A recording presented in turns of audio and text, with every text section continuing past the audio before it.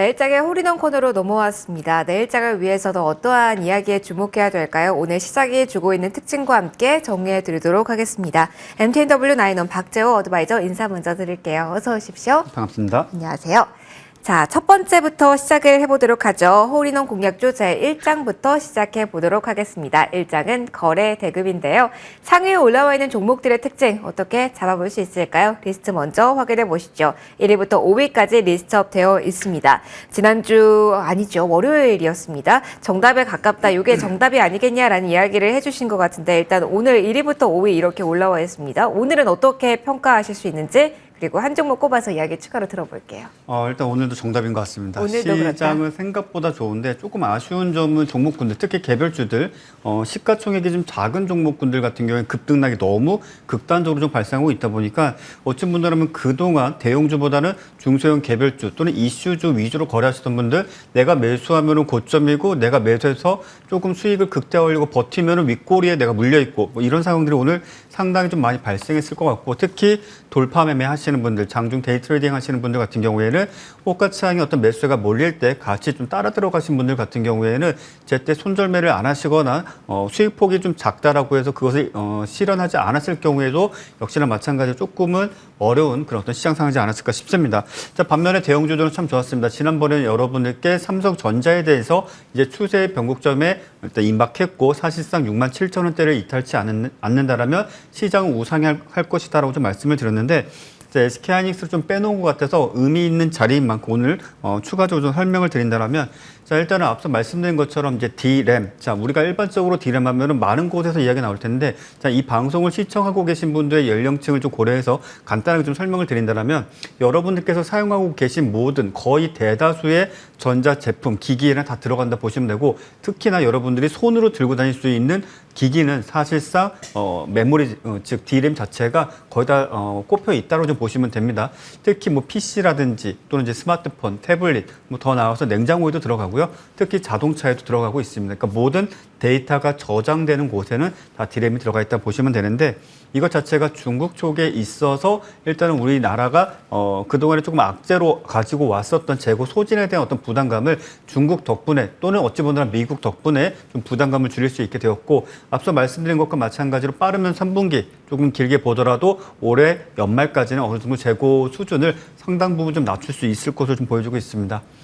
지금 현재 DDR4에서 5로 좀 넘어가고 있습니다. DDR4라고 하는 것은 이제 메모리의 어떤 기술이라고 좀 보시면 될 것인데, 삼성전자의 갤럭시4는 사실상 DDR5가 사용이 되고 있습니다. 그런데 그보다 더 판매량이 많고 어찌 보면 시장 지배력이 더 큰 아이폰 같은 경우에는 아직 DDR4를 사용을 하고 있습니다. 자, 왜 이런 차이가 발생하냐면은 실질적으로 이 기술에 있어서 속도가 월등히 차이가 나지도 않고 또 난다 할지라도 그것을 지원해 줄 만큼의 주변 하드웨어라든지 소프트웨어가 아직 준비가 되지 않았기 때문에 시기적으로 조금 더 여유를 갖고 지켜봐야 되는데 그것의 어떤 시기를 아마도 올해 3분기, 4분기쯤에 넘어가면서부터 우리가 일반적으로 개인들이 사용하고 있는 전자기기 더 나아가서 인터넷 데이터 센터라고 하죠. 아마 잘 모르시는 분들은 작년인가요? 올 초인가요? 카카오톡 IDC 센터 화재 사고가 발생하면서 관련주 움직였던 때를 기억을 하신다면 그런 곳이 IDC 센터 또는 데이터 센터라고 부르는구나. 이제 그런 곳에도 마찬가지로 이제 스토리지 장비로 SSD라는 것이 들어가는데 그거 역시 뭐 DDR5 또는 그와 유사한 어떤 저장 장치 또는 반도체가 상당 부분 사용이 될 수가 있기 때문에 시기적으로 보게 된다면 코로나19 팬데믹이 발생했을 때 엄청난 수요가 발생했었습니다. 자, 대략적으로 한 3년 정도, 4년 정도 지난 시점이 어찌 본다라면 그런 어떤 저장 장치의 대대적인 교체 시기가 좀 도래했기 때문에 이런 부분들까지 좀 볼 수 있겠고요. 자, SK하이닉스는 사실 좀 한 가지 좀 짧게 말씀을 드린다면 지난달인가요? 지난달인가요? 일단은 반도체 업황 자체가 상당히 좀 안 좋아지다 보니까 삼성전자보다 먼저 일단은 시설 투자에 대해서 그 규모를 좀 축소시켰던 적이 있었습니다. 자, 그러면서 또 한 가지 발생했던 게 약 한 4조 원 규모의 외부 차입금을 좀 가져올 것으로 좀 예상이 됐었고 그러다 보니까 상당히 좀 부정적인 의견이 많았던 건 사실인데 상황이 좀 급변하다 보니까는 아무래도 하이닉스 같은 경우에는 다시 한번 대표적으로 이제 용인 반도체 클러스터 단지가 있죠. 아마 평택의 삼성 단지 못지않은 정도의 규모로 자랑할 것으로 예상이 되고 아마 아시아에서는 삼성전자 다음으로 아마 규모가 클 것으로 예상이 되고 있는데 다시 투자를 조금 더 신속하게 진행할 수도 있을 뿐더러 지금 현재 다시 한 번 더 디램이라든지 더 나아가서 시스템 반도체, 파운드리 쪽에 대한 어떤 기대감도 충분히 가져볼 수 있는 그런 어떤 시점이다라고 좀 말씀을 드리겠고요. 오늘 고점을 좀 보게 된다면 대략적으로 10만 4,300원 정도의 어떤 가격대를 지켜줬습니다. 어찌 본다면 계속적으로 오랜 시간 동안 저항으로 작용했었던 자리를 모처럼 만에 갭을 띄우면서 돌파를 했는데 아쉬운 건 양봉으로 마감을 하지 못했다는 것이죠. 자, 일단은 10만 원 이 가격대를 이탈치 않는다라면 어쨌든 간에 조정이 나오더라도 10만 원 깨지 않는다라면 다시 한번 저점을 높이는 우상향의 흐름이 나오게 될 것이고 가장 이상적인 것은 소위 시장에서 쌍끌이 순매수가 제일 중요하다고 하죠. 삼성전자와 SK하이닉스가 동반 상승세를 보여주게 된다면 시장도 같이 상승세를 보여줄 수 있기 때문에 내가 투자를 하지 않고 보유를 하지 않고 거래할 관심도 없다 하더라도 보조지표 삼아서 꼭 보시길 바라겠습니다. 알겠습니다. 10만 원 선 지지 중요하다라고 이야기해 주시면서 SK하이닉스 둘러싼 반도체에 대한 이야기를 좀 깊이 있게 해주셨어요. 자, 이제 이 장으로 바로 넘어가도록 하겠습니다. 여기서 공략주를 받으니까 여기가 가장 중요한 시간이 아닐까 싶습니다. 자, 어떤 종목을 픽하셨을까요? 바로 공개해 주실까요? 아무래도 오늘 시장상을 고려해가지고 좀 가벼운 종목을 좀 말씀드리도록 하겠습니다. 종목명은 대한제당이라는 종목이고요. 앞서 제가 이 종목을 뭐 다른 데서도 여러분들께 강조드리면서 큰 상승세가 좀 나왔고 지금 현재는 전일 윗꼬리를 길게 달면서 음봉의 상태를 좀 보여주고 있습니다.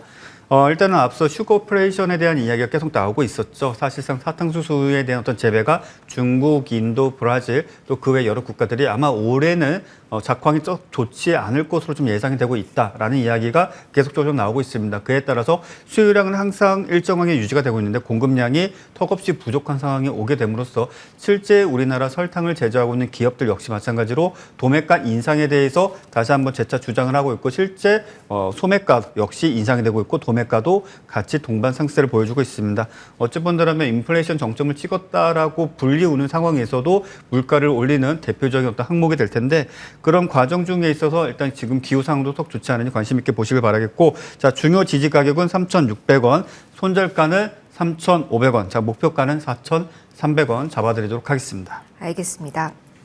대한제강 오늘의 픽으로 나왔습니다. 대한제당입니다. 대한제당이요. 네. 제가 침을 삭히다가 네. 약간 발음이 잘못 나왔네요. 대한제당 다시 한번 소개를 해드렸고요. 저희 5월 25일장 마무리하고 지수와 종목에 대한 이야기를 조금 더 깊이 있게 해드리도록 하겠습니다. 오전에는 잘 버티다가 오후에 좀 힘이 많이 빠졌습니다. 특히 코스닥의 장중 저점에 가깝게 마무리가 될 것으로 보이는데요. 같은 시간 기관 쪽에서 매도세 촉발된 부분 그리고 환율 오늘 급등 나왔습니다. 이 점도 잠시 후에 자세하게 체크 받아보도록 하죠. 일단 이렇게 목요일장 문을 닫도록 하겠습니다.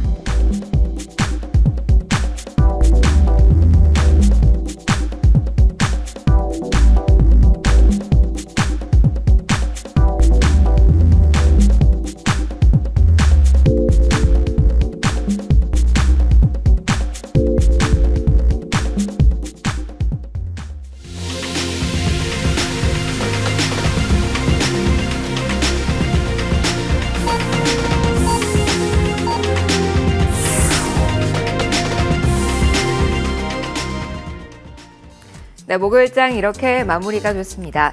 양대지수 오늘은 모두 파란불 켜면서 마무리가 된 것으로 보이는데요. 잘 버티다가 오후로 갈수록 수급적으로 더 위축이 되고 그리고 오전에 이슈 안 왔던 종목들의 탄력이 약화되면서 하락폭이 조금 더 커졌던 것 같습니다. 오늘 위클리 만기일이라는 점도 참고를 해보시고요. 오늘 더욱더 꼼꼼하게 봐드리도록 하죠. 지수 어떻게 마무리가 됐을까요? 그리고 환율 어떻게 움직임 나왔을까요?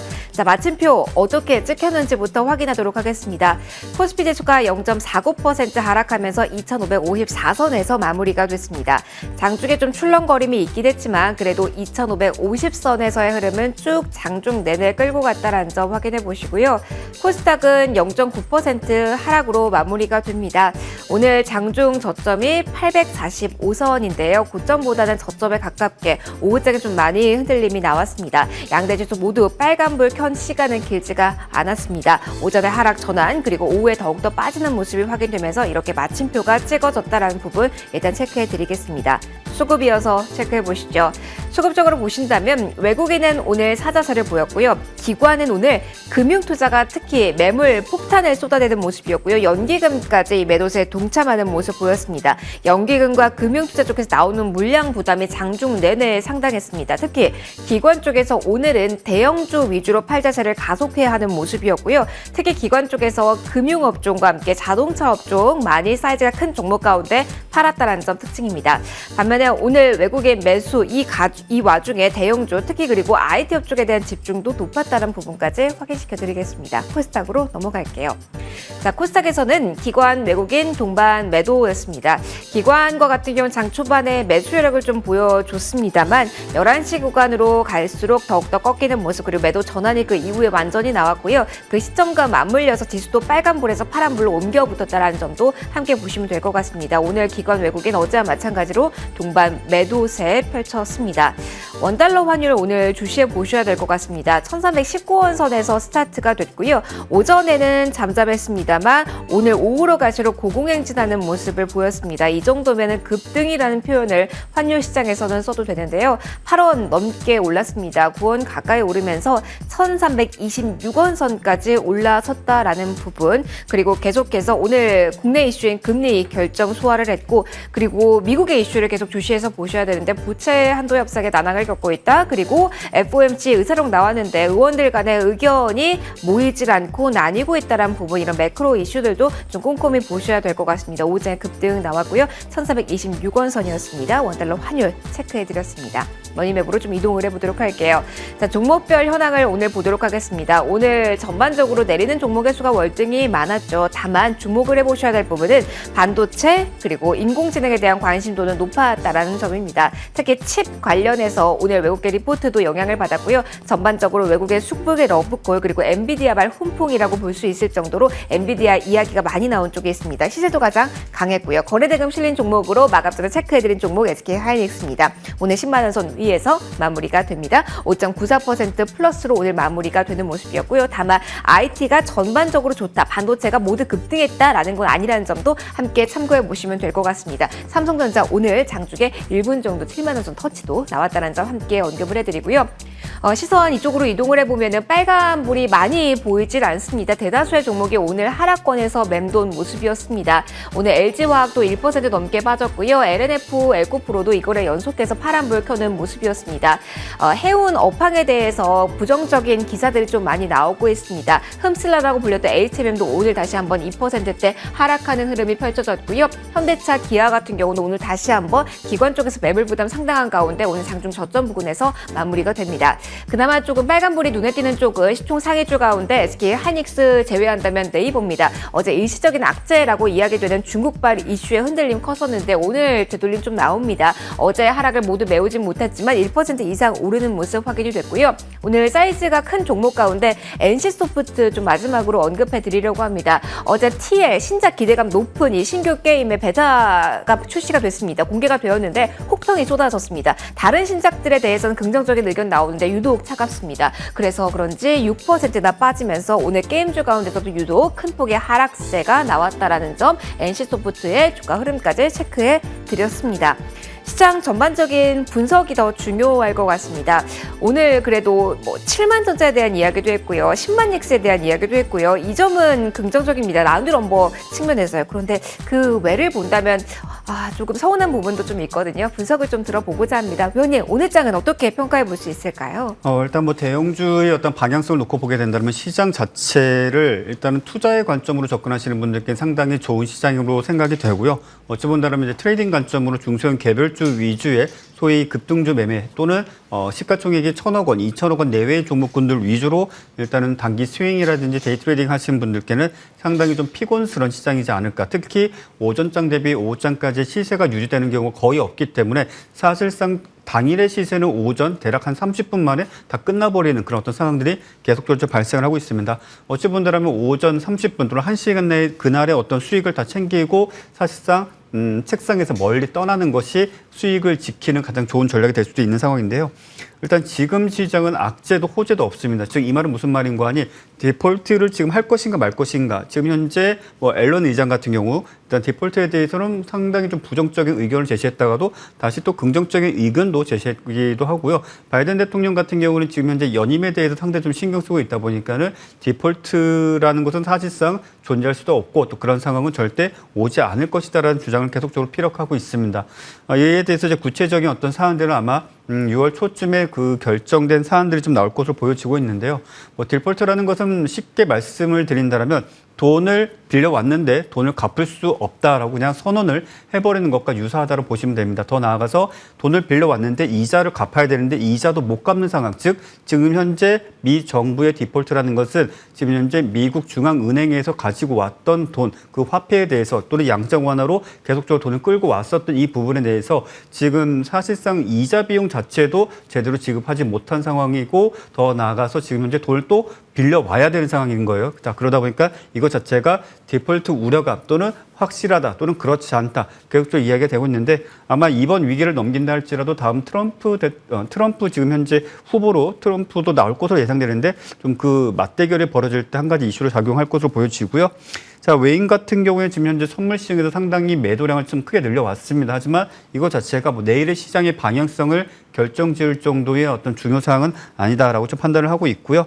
다만 좀 아쉬운 것은 코스피 지수가 전고점 부근이 2,600포인트 채 못 미치는 이 가격대에서 상당한 차익 실현 물량들이 중소형 개별주를 비롯해서 사실상 저점 찍고 5%, 10% 정도의 반등을 보여준 대형주들까지 동시다발적으로 좀 발생을 하고 있다 보니까 여기서 추가적인 하락세만 없으면 다시 한번 상향으로 돌파에 대한 가능성을 충분히 열어줄 수 있으니까 아직 너무 시장에 대해서 비관적으로 부정적으로 생각하실 필요는 없다. 이렇게 정리해드리겠습니다. 시장에 대해서 깔끔한 정의 받아봤습니다. 저희 이제 속도를 내서 AS 좀 받아보도록 하겠습니다. AI, 인공지능 키워드 오늘도 핫했잖아요. 그래서 첫 번째로 받아보고 싶은 종목은 루넷입니다. 와, 이 종목 신고가 행진을 좀 이어가고 있습니다. 최고가 기준 78% 넘는 수익률을 달성했는데 이게 가장 궁금하실 것 같습니다. AI 핫한 키워드죠. 네. 더 상승록 남아 있을까요? 루닛 지금 어떡할까요? 저는 시장에서 좀 AI 관련 테마주라고 이제 엮여있는 종목이 정말 많습니다. 그런데 그 안에 자세히 들여다보게 된다면 뭐 우리가 700 또는 060, 70이 아니라 060이라든지 어디 뭐 전화를 할 때 ARS 응답 서비스가 있지 않습니까? 근데 그것은 인공지능이 아닙니다. 어찌 본다면 우리가 1번 누르거나 2번 누르거나 3번 누르거나 또는 음성 인식을 통해서 그에 대한 어떤 결과를 음성으로 다시 또 알려주죠. 자, 이것들은 인공지능이 아니에요. 근데 이런 회사들이 인공지능이라고 합니다. 또는 텍스트를 읽어가지고 또는 사진을 편집해주고 그것 자체가 자동화된다라고 해서 인공지능이라고 불리고 있습니다. 근데 그것들은 실제 기술적으로 보게 된다면 인공지능이 아닌데 자, 루닛은 인공지능이 맞습니다. 즉 사실상 의료 관련된 빅데이터를 기준으로 해가지고 어떤 집단을 기준으로 또는 그 안에 속해 있는 개인들이 지금 현재 어떤 병을 앓고 있고 또 앞으로 예후가 어떻게 될 것이며 어떤 전문 의약품을 사용을 해야 될지 이런 부분들에 대해서 구체적으로 제시를 하고 있고 실제 의료업계에서 사용되고 있는데 널리 사용되고 있지 못합니다. 왜냐하면 의료법이 제한을 걸고 있기 때문에 자, 일단은 이런 부분들에 있어서 의료법이 좀 개선된다면 상당한 어닝 서프라이즈도 기대할 수 있는 종목이고요. 보유하시는 분들은 계속 끌고 가셔도 된다. 그리고 실질적으로 하방으로 72,000원대 이탈치 않으면은 그냥 추세 추종 매매하시면 되겠고요. 짧게 한 종목 더 마무리를 지을까요? 네네, 그래주세요. 네, 뉴로메카 같은 경우는 오늘 상승세를 좀 보여주다가 다소 좀 주춤한 상황인데요. 자, 박스권 하방으로 놓고 보았을 때 35,500원 이탈치 않으면 가져가셔도 됩니다. 알겠습니다. 깔끔하게도 정리해 주셨네요. 자, 이제 저희 코너 마무리하면서 전체 인사드리도록 하겠습니다. 마지막에 함께해 주신 나인원 박재우 어드바이저와 함께 인사드리도록 할게요. 내일은 보다 긍정적인 흐름을 기대해 보면서 인사드리도록 하겠습니다. 현재 진행되고 있는 미국 나스닥 선물은 플러스 강하게 시세 나오고 있네요. 내일 다시 오후에 인사드리도록 하겠습니다. 시청해 주신 모든 분들 고맙습니다.